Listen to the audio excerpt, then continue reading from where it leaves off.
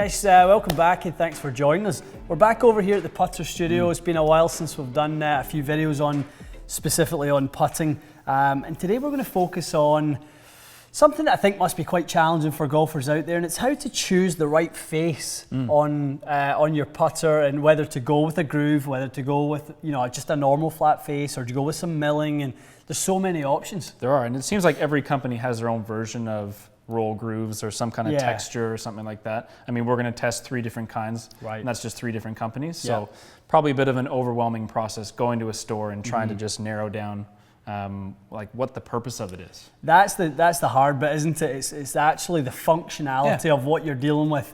I think most people generally have accepted that the groove does something. Maybe trying to quantify what that is maybe difficult. And, for sure. The hard bit is, I think, Matty, is there's so few places out there actually have equipment that can monitor your putting stroke.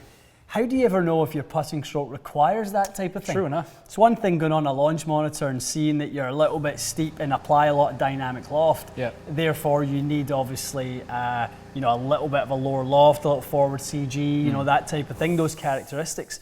But obviously, the putter's less straightforward to analyze. It's a bit more of an unknown, I think, in terms of anything beyond the path of your stroke and maybe the tempo of it. I don't think, myself included, most people are aware of how the face is moving, how the ball's, certainly not how the ball is rolling, without a system like the Quintic, right? So one thing we should probably note, just relative to all these things, is how awesome the Ping app is. Is how great the information off of the free Ping app that you can download from the iTunes store. That's when you clip your phone onto the shaft. Yeah, you just get the cradle and you pop it onto the phone. So we should probably state to you guys that is the best way for people at home. Aside from coming in for that. Aside from coming and doing this sort of thing, if you're at your home and you kind of need something to give you feedback, that for me would be hands down the best option out there. It's good to know.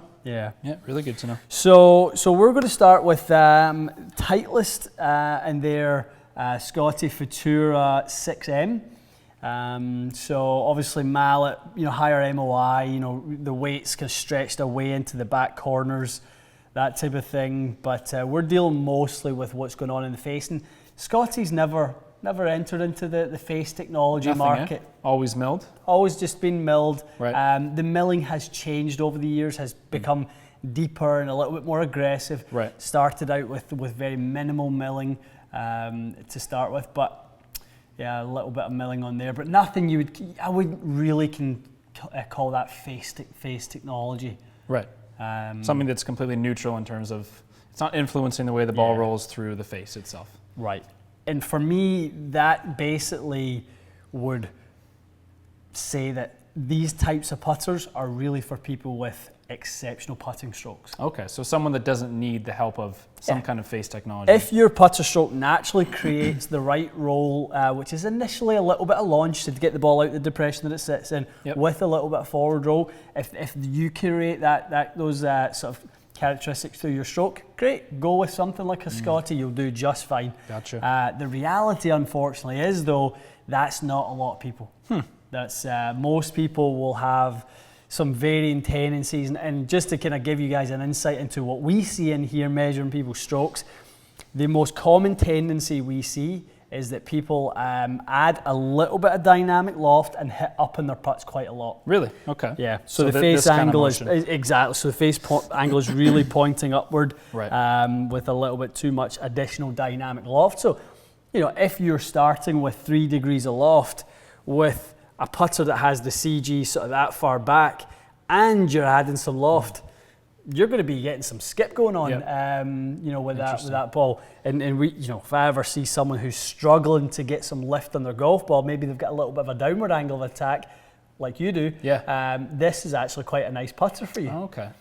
So this I wouldn't be surprised if this particular one actually worked really nicely for you, Matty. It's just whether it rolls it well enough. So you'll probably launch it nicely. So we'll try the different faces. We'll give you guys a look at sort of 3 contrasting faces. So as we said, no grooves, and then a sort of a slightly different take on a groove. We wouldn't really call micro hinge a groove, right, as per se. And for you guys, obviously, who have watched the channel before and seen us do putting, we know Matt has done great with micro hinge in the past. That on Matt's putter fit, we actually recommended a micro hinge putter. So let's look at all three and see what we get. So why don't we roll the Scotty first, Matty, and see what we've got rolling today with that. Yeah, lovely roll. It's going to be really nice. Hit the hole. Yep. Good. Initial launch was great. Didn't really get rolling too early. It looked like it stalled a little bit for the first 4 or 5 inches. Okay. That's exactly what happened. Right, so you actually launched it perfect. 1.49 is literally like... That's what you want to do? That's a 10 out of 10 for and a launch. That's literally just so that the ball, when it sits in its own depression, comes out of it. Yeah, I mean, honestly, Matty, if you rocked in with that set of numbers to me, and the one variable was you didn't have forward rotation, right, I'd probably go, I don't care.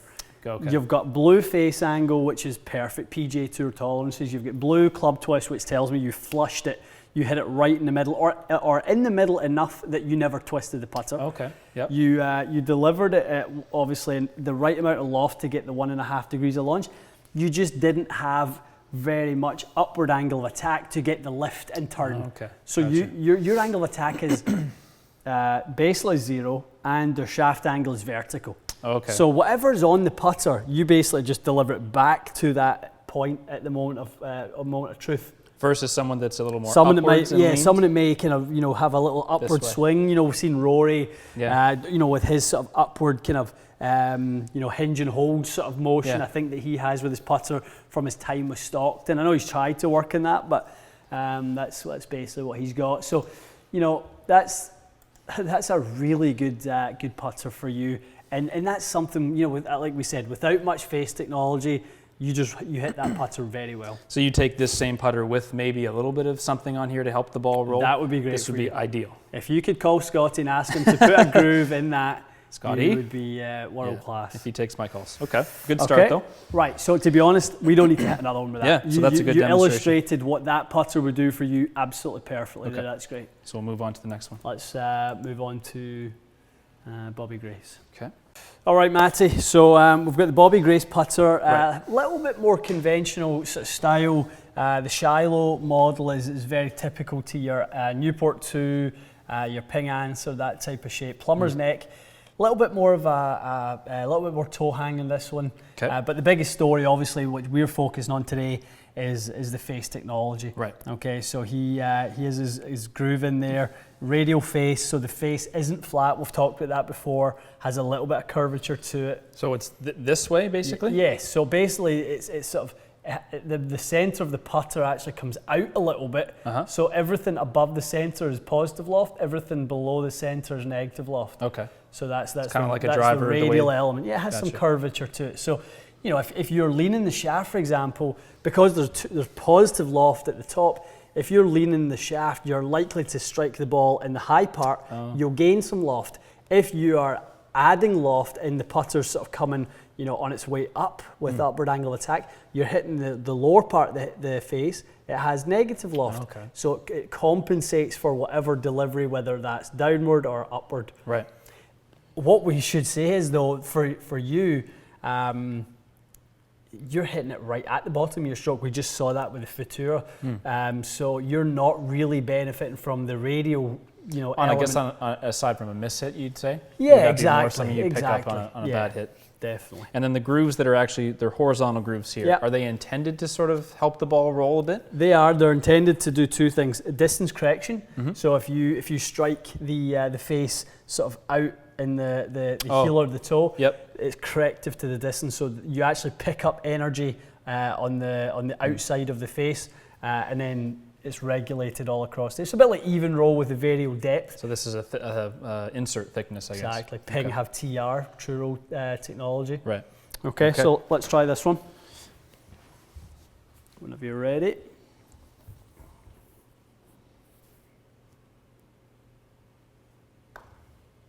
Lovely roll. Very good. That one seemed okay. On form today. Yeah. Interesting. That was quite good. Actually, had some launch to it, which was Felt that it was struck very centered on that stroke. Had the appearance of launch. You had the opposite. You actually had the ball was pressed into the ground, so you actually had negative launch. So it didn't help the ball get up out of the depression. No, and that was a slightly different stroke. So you had the putter shaft forward, leaning forward, 1.1 degrees. Really? Yeah. So that you turned that loft into negative. And you hit down slightly on that putter. So do you think the influence of the way these hosel configurations can change the way someone delivers the putter? The amount of offset, right. Yeah, the amount of offset. It's to changing me, your hand position at impact. Because I'm not a big plumber's net guy, so maybe for me, I'm just kind of compensating for that offset a little bit. For sure, you've got a slightly different stroke when you go to this style of putter. So that would pretty much be a no across the board there. Yeah, so not delivered particularly well, was not it? Great launch, not great, the ball went in on there, but it actually saying you didn't control the face that well. So no, that would be not an ideal. Now, you did gain the benefit of the groove by having forward roll. So that's the first difference we'll outline is, yes, we did get more forward roll through the face technology, which is, I guess, what we're trying to isolate here. Yeah. That's it. But that being said, someone might want to get the ball rolling better, but this style of putter is not the right way to do it for that stroke. And I will add that this style of putter actually suits the majority of our customers that come in here. We probably fit at least 60 plus percent into something with radial face because, like I said, most people when they come in, the loft breaks down a little bit, the stroke moves up a little bit, the upward angle attack. They tend to launch the ball a little too high, and radial face deals with that fantastic. Interesting. But just not for your type of stroke. So how much of a forward roll difference did we make, just to quantify it somewhat, between the milled face and this? About 30 RPMs. Okay. And how significant is that when you're doing a fitting? Is that something that would be noticeable? That wouldn't be a massive influence. I would say the forward rotation gets into the, if we get it, it's lovely to have it. Okay. Right. Gotcha. So not like, it's not what we're going for. We're going for as square face as we can provide and the right amount of dynamic loft to produce the right amount of launch. That didn't have the right amount of launch, actually launched into the ground. So we actually, if we were putting on slow greens, for example, we would really struggle. We'd lose so much energy in the golf ball in the first few feet because you're trying to kind of plow, when the ball's at its maximum speed, it's trying to kind of plow through the grass. The first part of it. The first part, and it's going to lose a lot of speed trying to do that. Whereas when you lift the golf ball up on top of the surface with some forward rotation, then the ball is going to obviously roll out much, much nicer towards the hole.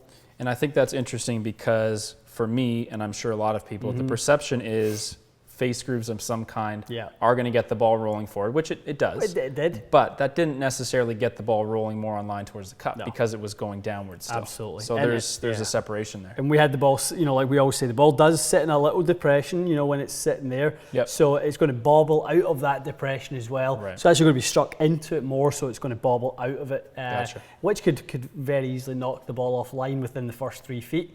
And then we've got no chance. So we take that face, put it in the other putter, the Scotty. You're on fire. You'd be on fire because you get a bit of forward roll, but the delivery was so good with the other one.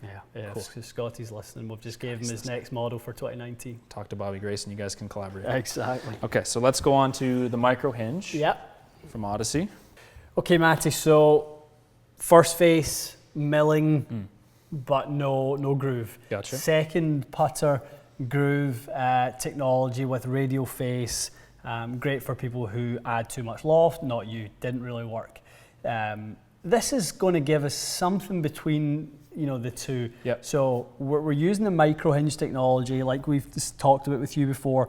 With those hinges, obviously those little sort of individual little sections there, just pointing upward. Okay. So the upper jaw of those little kind of little squares inside the micro hinge, they're just pointing ever so slightly upward. That's what's going to create the launch with a little bit of forward spin for you. Okay.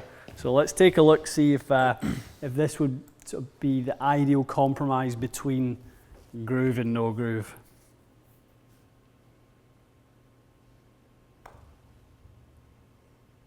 pulled it. Yeah, kind of off a little right. Clearly. Looked like it got a little more off the ground. Right, so face angle got shut, but over on the right-hand side, the ball had a little bit too much hook spin, but it was absolutely perfect for launching forward roll. Okay, so that actually did get the ball that up was in the air. perfect. So it gave us the right amount of launch, 1.25 is great. Yep. And it gave us 37 RPMs of forward spin. Wow. Perfect. That's what you're looking for. Really good. Huh. Okay, so that's the best of both worlds. That's the launch of the Futura with the roll of the Bobby Grace. And again, this is different for everyone. This is I wish it was as straightforward as, say, everyone could go out and kind of grab an Odyssey O-Works and get the same result. But this is just your stroke. Yeah, you get it. But we've been fortunate enough to know and learn your stroke tendencies. Right. We don't have that with everyone. So unless you know those stroke tendencies, you have to go out and try and so we know that sort of even, what would you call that, sort of a not shallow delivery, but sort of a neutral delivery. Yes. It's not up or down.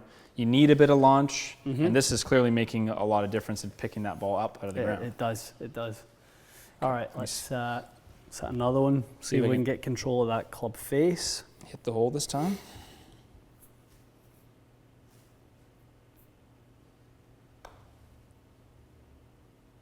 Nice, very nice. Beautiful. Now, you can see, once you've seen enough putts, you get attuned to seeing the lift and then the rotation. Right. So that was really, really good. Launched at 0.68, which is fine. Yep. That's some launch. I would say if you played on the public golf courses and the greens are left at 7 or 8 and the stimp a little slower, maybe that's not enough. We would want to add some loft. You want to be over 1? Yeah, we would launch? certainly want to be between, for you, playing it on nice greens as you do, we're okay to launch that between sort of, where we are there would be the low end of acceptable. That's why it's orange. It's going, it's okay. Yeah. It's just, I'd like it to be more between the kind of, 1 and 1.5, gotcha. Ideally, in terms of the launch angle. 34 RPMs of forward spin, really, really nice. Controlled the face perfectly on that one, 0.37. So, if we go over to your probability chart here, so we can see your push-pull ratio, you had a 78% chance of holding that putt at 15 feet. Right. That's how well you controlled the face. Gotcha. Okay, so when we look at that probability, that's a big thing for us to be able to control the player's consistency. So it's an indicator of how well you've kind of sent the ball on line. Big indicator of that, yeah. So I'm looking across the board there. Impact ratio, one of the most, and in fact, impact ratio deserves its own video. Okay. It deserves a standalone video because it's a parameter that people don't pay attention enough to, and that's the sort of putter's ability to recreate energy the same way every single time. Right. So that's something we look at all the time. So regardless of the stroke you put on it, you should, when we standardize the length, we should have the ball coming off the face at the exact same ratio every single time. Is that kind of like a smash factor thing? It's very much smash factor. Gotcha. Yeah, exactly. So there's obviously a million things that are probably more influential than the face. Would you say, like, the face is kind of a fine tuning aspect for you as a fitter? It's the cherry on top. Yeah. So I think it's been good for me just to get that out of my head because I've always thought, that's maybe one of the first things. I think one of the first things I've thought of is, what's going on with the face texture? Does it have grooves? And then you end up choosing a shape and all these kind of things. But we've seen, we're going to be talking more about grips, but we've done some shaft testing. We're going to talk more about the shape of the head and the center of gravity. So it's kind of almost more like fine tuning the finish of how the ball rolls versus something else. I would say it's one of the flaws and tendencies I see in maybe maybe fitters who haven't done this for that long. Yep. One of the first things they try and do is get lots of forward rotation and get the launch and forward roll. That's nice to have the ball traveling nicely towards the hole. How about we get the face square? Gotcha. Right. That's ultimately what we want to do. When we have as little loft as we do on that on a putter, face angle controls launch direction way more than it does with any other golf club, because remember, we find it hard to curve a ball with a wedge because it has so much loft. It's very easy to curve a ball with a 3-iron because we lose loft. Then we can influence launch direction and spin axis tilt way easier because we lose loft. Well, think of that with a putter. Yeah. So our ability to create a square face with it when it comes to putting is our biggest weapon when it comes to delivering a good putter fitting for someone. And that will kind of segue onto our next video, which we're going to do is what is the right face angle? Which style of putter delivers the right face angle? Face balance, toe hang, different, amounts of offset, all these sorts of things. So good. So many variables. We'll hopefully kind of help you guys navigate your way through this. This is not easy. There's so many different styles of putters, and kind of like we've done with other aspects of club fitting and equipment decision making. We really want to simplify the decision making on the putting. For those of you who can't come and do this, this is the best way. Obviously, going through a fit, Matt wouldn't probably never have went in a store and picked up this putter. You'd probably admit that.